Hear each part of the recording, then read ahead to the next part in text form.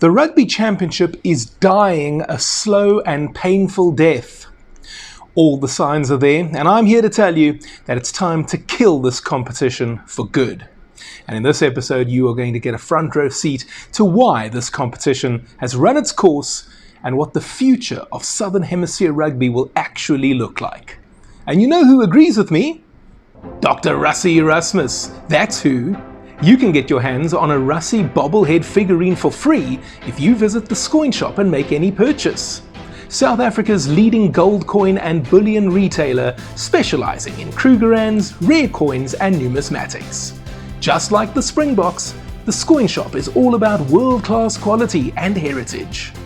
These coins are test match quality, worthy of back-to-back world champions. So why stop at Rassie? Collect the whole gang and build your winning team.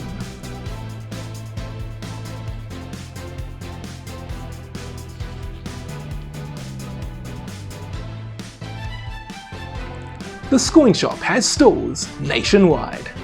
So the Sydney Morning Herald has reported that after this year, it will only be in 2029 when we experience the Rugby Championship in its current format. Now, in case you did not know, next year there will be no Rugby Championship. The reason is because New Zealand will be touring South Africa. The Kiwis will play 3 tests against the Boks, as well as at least 4 tour games against our URC franchises. This marks the return of old school tours. The last time we had something like this was 1996 when the Men in Black visited our country. We will in turn tour there in 2030. And it is set to become a quadrennial event with the teams alternating who tours who. Personally, I think it is fantastic.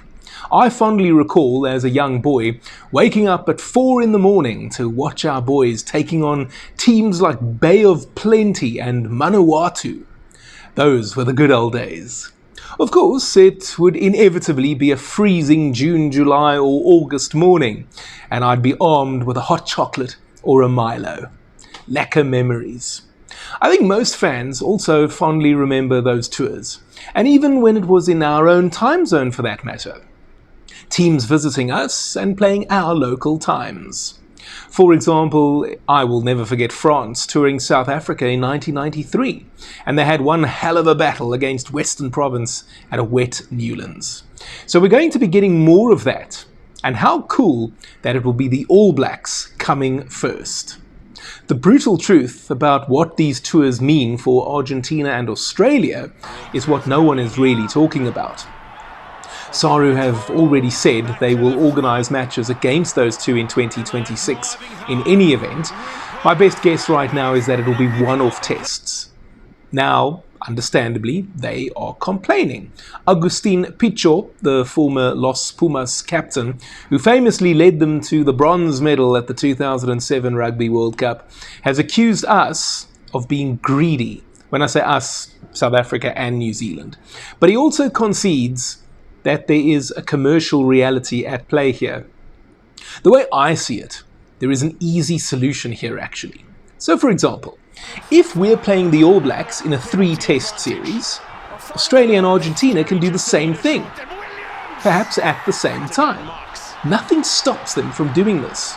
And I think we have seen there is an appetite from the fans for this kind of thing.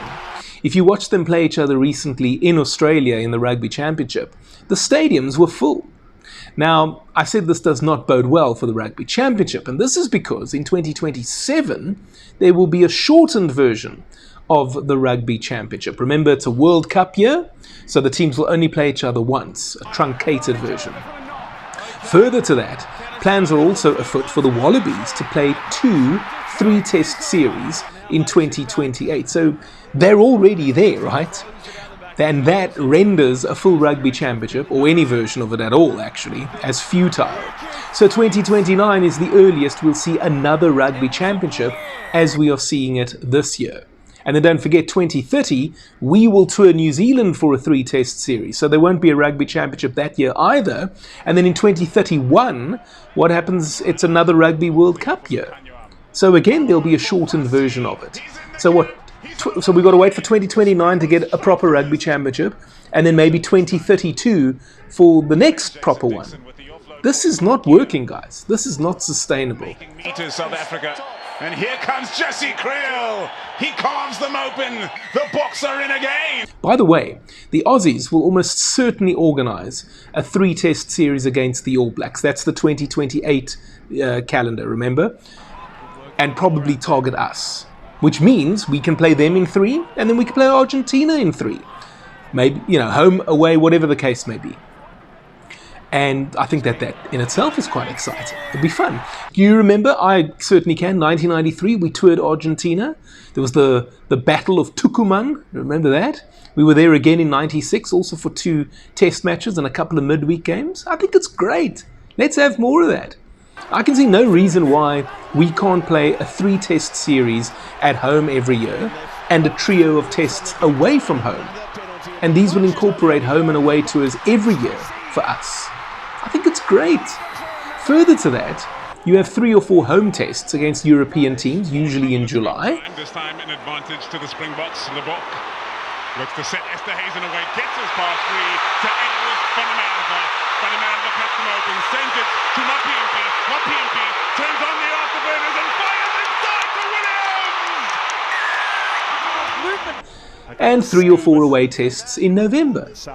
And I personally like the look of this future scenario. Helping to deliver it to the left-hand side where Mapimpi drives over. However, World Rugby hopes to launch their Nations Championship next year.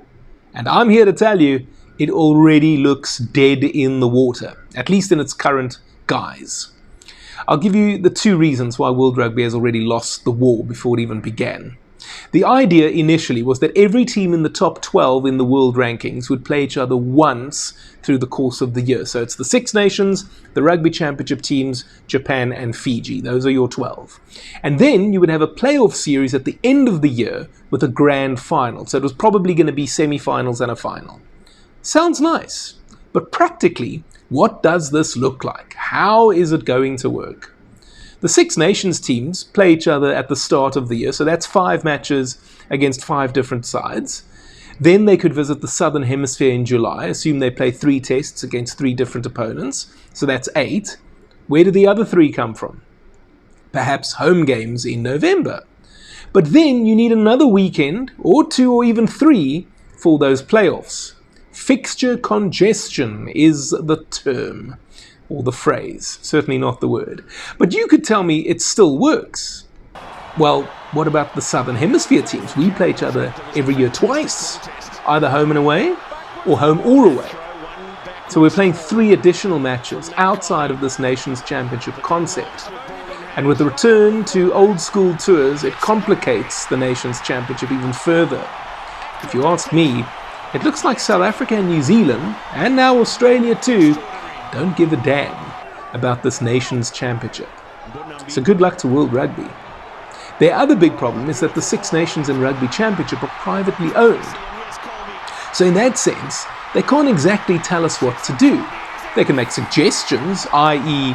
your 6 nations matches form part of the Nations Championship league standings and the points that go along with it. But they can't force anything, so to speak. So if you ask me, the Nations Championship already looks dead in the water. Their hope is to launch it next year. But as I say, the Springboks and All Blacks will be playing each other 3 times already. So good luck figuring that out.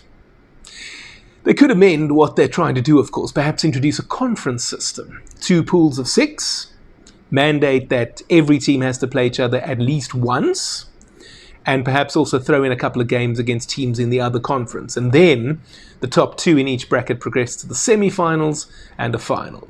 That probably is the solution. And that brings me to my big point on the future of the Rugby Championship. I think the time has come to kill this competition. Let me tell you why. The initial idea behind it was a good one. Let's have a Southern Hemisphere competition to rival the 6 nations, or 5 nations, as it was at the time. But let me show you the evidence that this competition was rigged from the start. Firstly, the time differences and travel distances. The furthest they travel in the north would be from Dublin to Rome. That's a 3-hour flight. That's the same time to fly from Sydney to Auckland, which is the shortest distance you'll travel in the south. Johannesburg to Sydney is almost 15 hours, and not much less from Joburg to Buenos Aires. You're looking at time differences of 10 hours in some cases. It's murder on the body clock. Science has proven to us that traveling east messes with the body clock massively. Now bear that in mind and factor in that in the history of the Tri-Nations and Rugby Championship, New Zealand started at home 75% of the time, and we had to start away from home 75% of the time, and you can see why the thing was virtually over before it started. Yes, it's true that the All Blacks have been the best team in the professional era, statistically, but was it really necessary to give them that kind of a head start? Almost every year? There's a word I'm thinking of, 2 consonants, first letter B, and it rhymes with full. You get the point. Notice how the All Blacks have been put under a bit of pressure in terms of travelling this year. All of a sudden, it's not so easy. Plus, they no longer have their greatest ever side. They're still damn good, make no mistake, but they're no longer superhuman. They bleed. And I'd also contend that it's taken 29 years for this competition to finally be competitive. Yeah, sure, maybe 2001 and then again 2004 were very good and competitive. And interesting that I would mention 01. That was the first time in the Tri-Nations we got to start with 2 home games. Funny that, because in the previous 5 tournaments, we had to start with 2 away games 4 times. And that trend largely continued. There's that word again, with the 2 consonants. First letter B, and it rhymes with full. So my thoughts on the Tri-Nations and Rugby Championship? It's had its time. Kill it. And go back to those old school tours.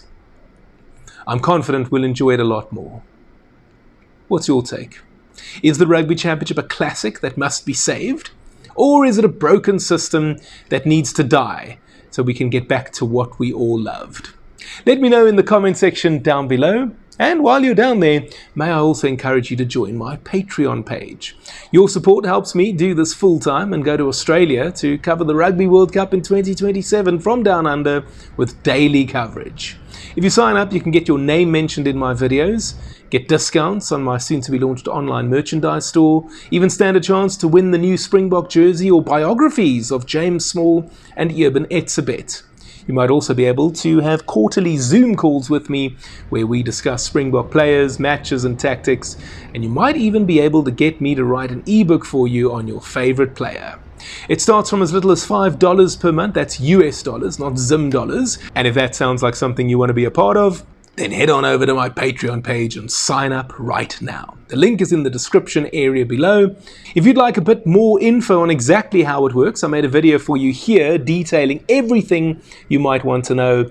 And if you're not yet ready to support me in that manner, you can just crock roll the like button and subscribe to my channel if you haven't already done so.